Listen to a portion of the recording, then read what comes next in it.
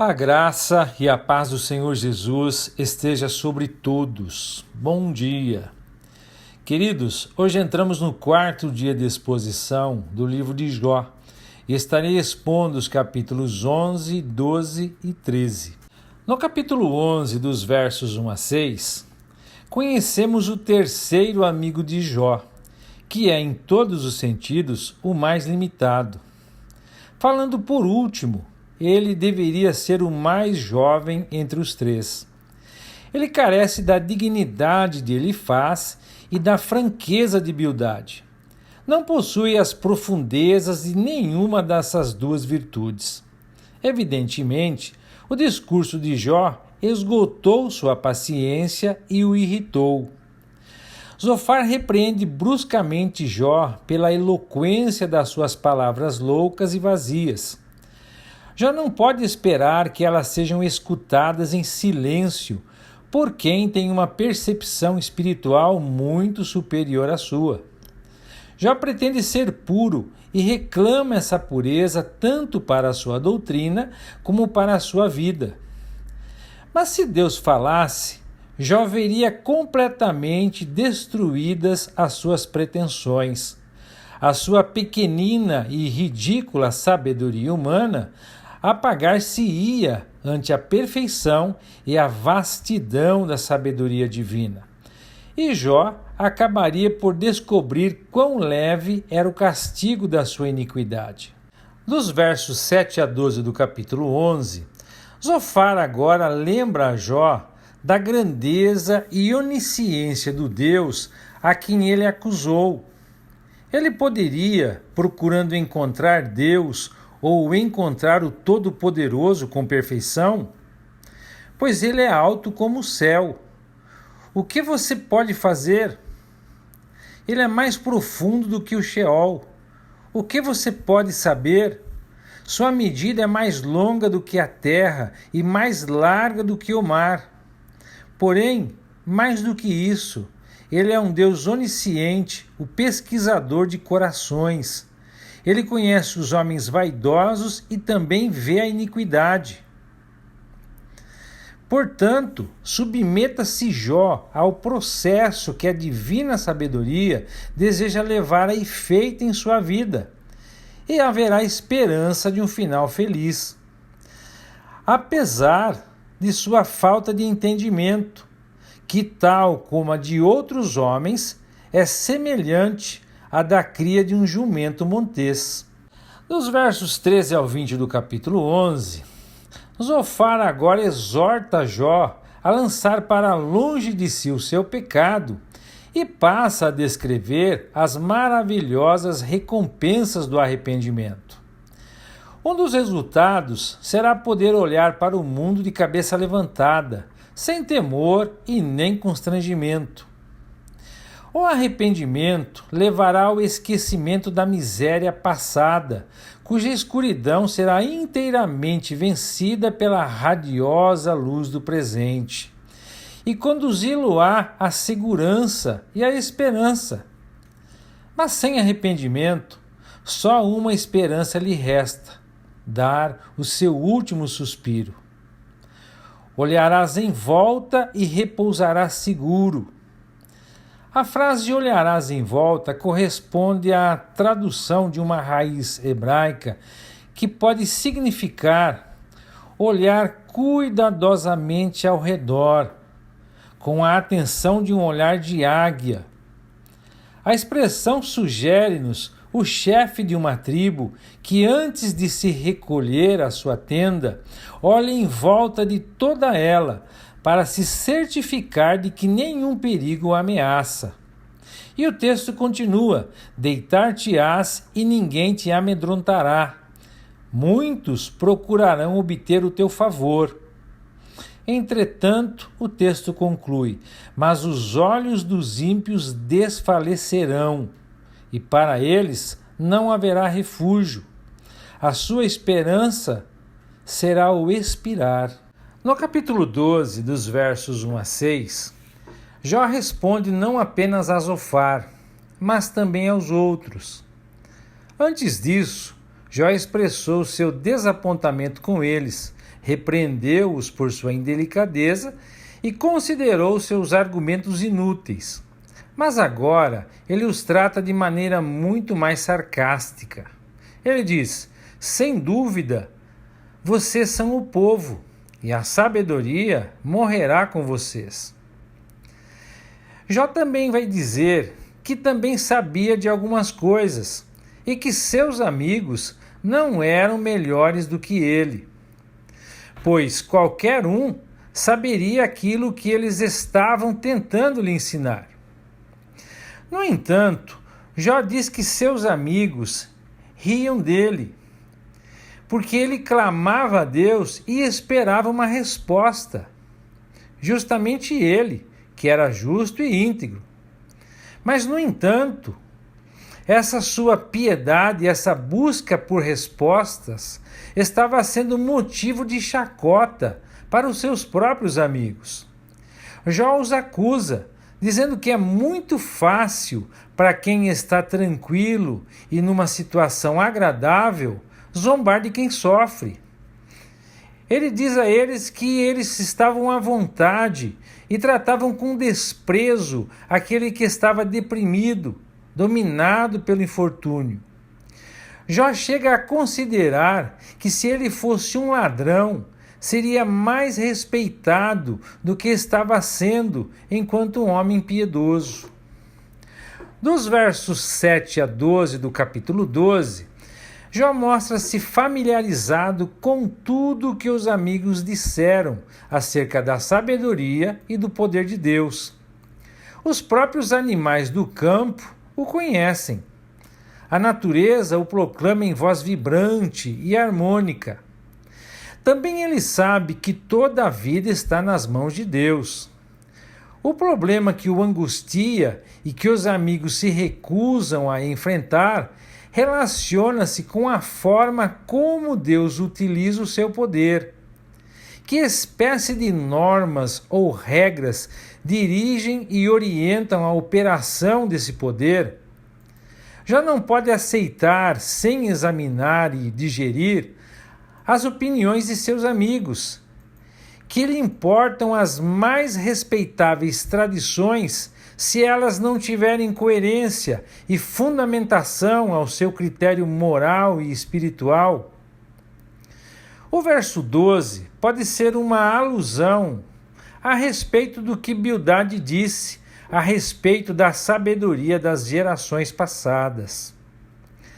Dos versos 13 ao 25 do capítulo 12, Jó imagina o poder de Deus como uma força arbitrária, irresistível e devastadora, responsável pelas terríveis calamidades da terra, uma força que destrói a influência dos sábios, dos poderosos e dos mais respeitados, que os guia ao poder apenas para dele os fazer cair, que amarra os homens a chefes que não sabem os conduzir, porque são como cegos tateando na escuridão, ou até mesmo como bêbados, a quem o vinho obscureceu o entendimento. Ele vai dizer que procuramos em vão um princípio no qual se integre a atuação divina descrita por Jó, e sentimos que se pretende que a conclusão que Jó tenha que ter nessa hora, esse princípio, era inexistente. No verso 18, a atadura dos reis é o grilhão, é a corrente com que eles escravizam o povo. O verso 22, é possível que ele seja uma referência ao absoluto conhecimento de Deus dos segredos mais escondidos do coração humano. O agir de Deus ao mostrar a inferioridade da sabedoria humana em relação à sua própria é algo desejado por todos aqueles que sofrem com a arrogância de pessoas que ostentam seus conhecimentos sem o devido temor ao Senhor. Afinal, o temor a Deus é o princípio da sabedoria.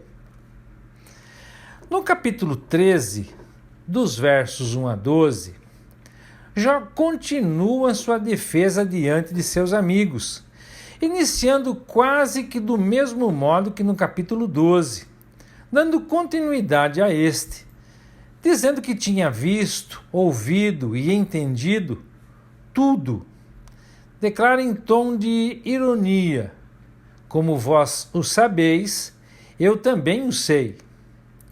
Mas é verdade que nem ele e nem seus amigos sabem muita coisa, porque todos presumem a inflexibilidade da lei da retribuição, que é baseada na lei da causa e do efeito e também na lei da semeadura. Não se deve perder de vista que, embora mal aplicada no caso de Jó, que era um homem justo, essa doutrina existe. Jó quer defender-se ou argumentar a favor de seu caso perante Deus. Ele rejeita terminantemente o conselho desprezível de seus 3 amigos, que, como médicos, nas palavras de Jó, eles não valem nada. Deram um diagnóstico errado acerca da causa da doença e do sofrimento de Jó. E ele continua dizendo: na verdade, eles eram inventores de mentiras. Literalmente, eles moldavam falsidades. Fúteis e inúteis médicos da alma. Em resposta à pergunta zombeteira de Zofar quanto às palavras de Jó, este expressa o desejo de que seus amigos se calassem definitivamente. Ele vai dizer: tomara que vós calasseis de todo. De fato, teria sido essa a atitude mais sábia deles. Como diz Salomão no livro de Provérbios, até o tolo, quando se cala, é tido por sábio.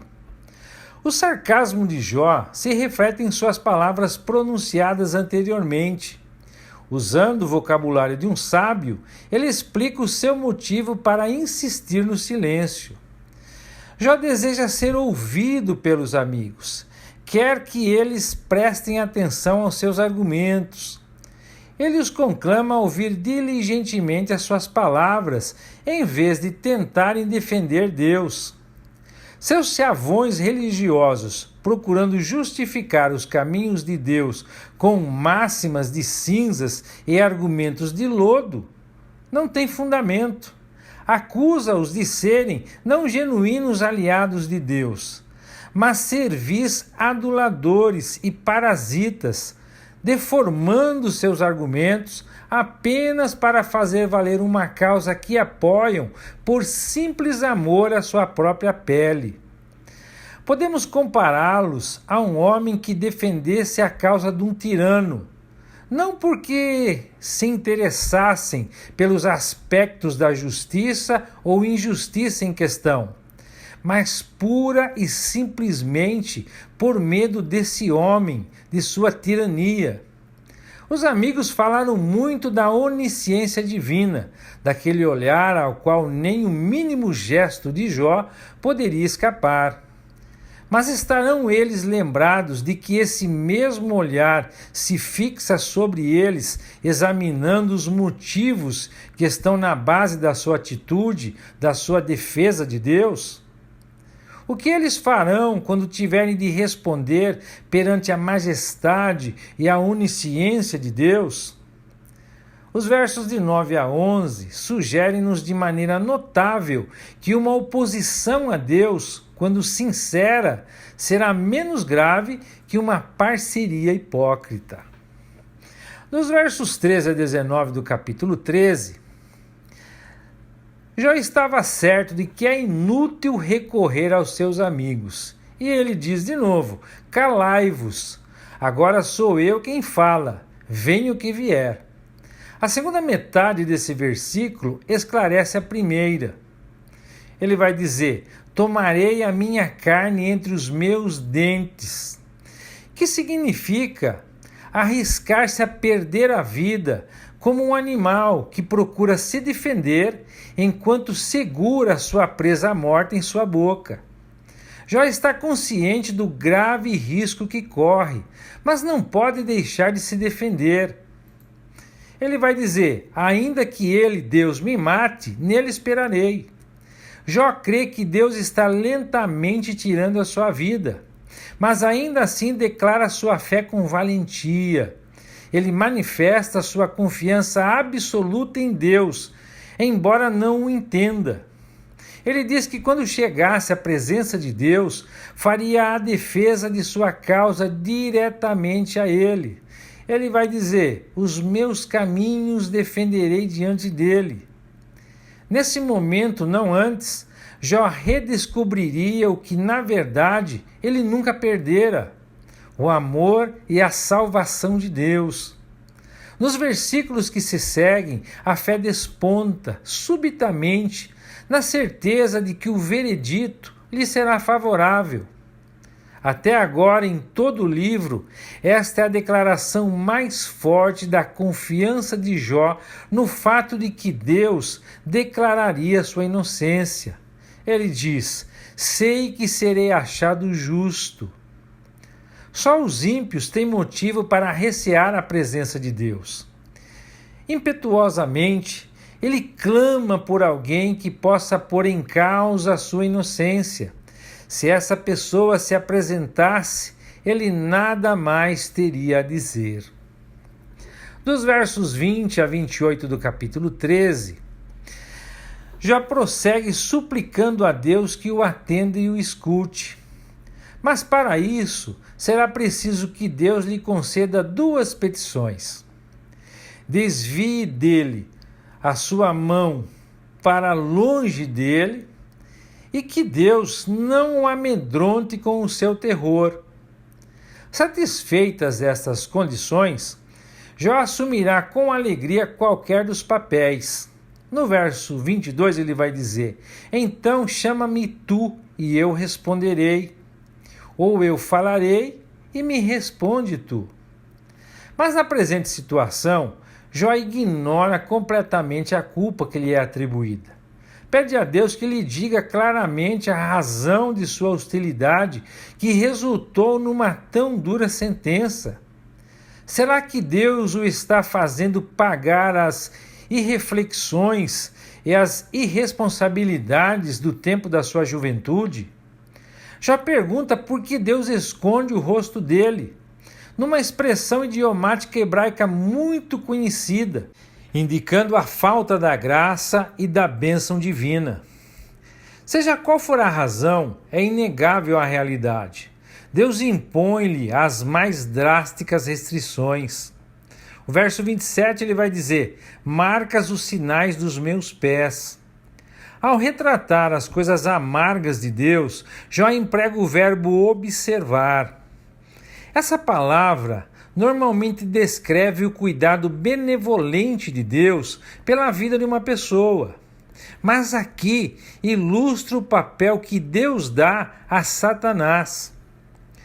No verso 28, Jó retoma sua lamentação sobre a fraqueza humana, comparando-a com a madeira apodrecida e a roupa roída pelas traças.